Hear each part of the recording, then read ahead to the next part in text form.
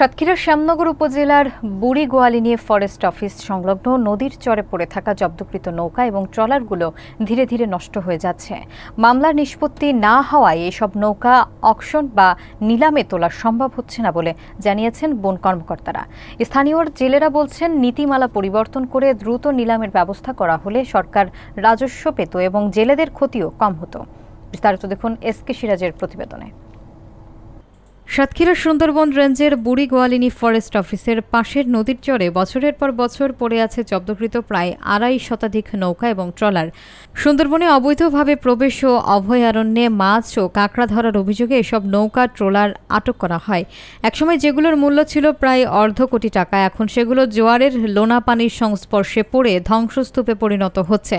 স্থানীয় জেলেরা জানিয়েছেন, সরকারের নীতিমালা অনুযায়ী এগুলো দ্রুত নিলামে তোলা হলে একদিকে সরকার বিপুল রাজস্ব আয় করতে পারত, অন্যদিকে ক্ষতিগ্রস্ত জেলেরা তাদের নৌকা ফেরত পেয়ে জীবিকা পুনরায় শুরু করতে পারত।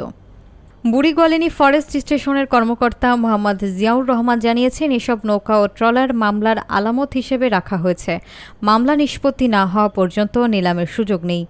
স্থানীয় জেলে রহমত আলী জানান, নতুন করে একটি ট্রলার তৈরি করতে কমপক্ষে ৩ থেকে ৪ লক্ষ টাকা খরচ হয়, আর একটি নৌকা তৈরিতে লাগে ৪০ থেকে ৫০ হাজার টাকা।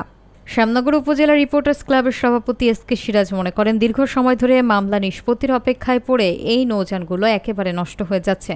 তাই সরকারের উচিত দ্রুত নিলাম প্রক্রিয়া চালু করে রাজস্ব এবং জেলেদের উভয়ের স্বার্থ রক্ষা করা। আমরা যে এখানে দাঁড়িয়ে আছি এটি হলো সাতক্ষীরা রেঞ্জ, সাতক্ষীরা সুন্দরবন রেঞ্জের আওতাধীন অফিসের সামনে। আমার পিছনে দেখছেন আপনারা যে এখানে কয়েকশো নৌকা কিন্তু এখানে পরিত্যক্ত অবস্থায় পড়ে আছে। এটি কিন্তু সুন্দরবনের বিভিন্ন স্থান থেকে অবৈধ জেলেরা অনুপ্রবেশ করার কারণে কিন্তু সেই নৌকা এবং তাদেরকে আটক করা হয়েছিল এবং নৌকাগুলো আটক করা হয়েছিল, সে কারণে এখানে রাখা হয়েছে।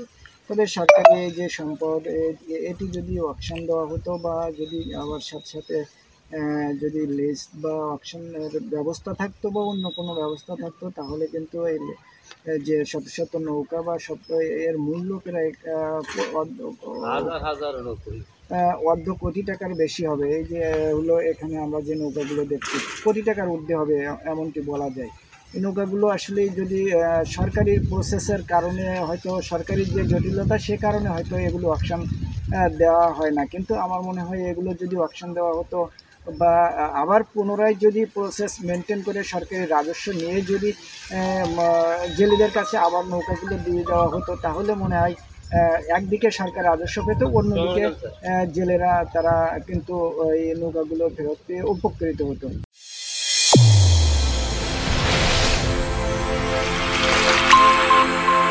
চ্যানেল A1 হৃদয়ের স্পন্দন।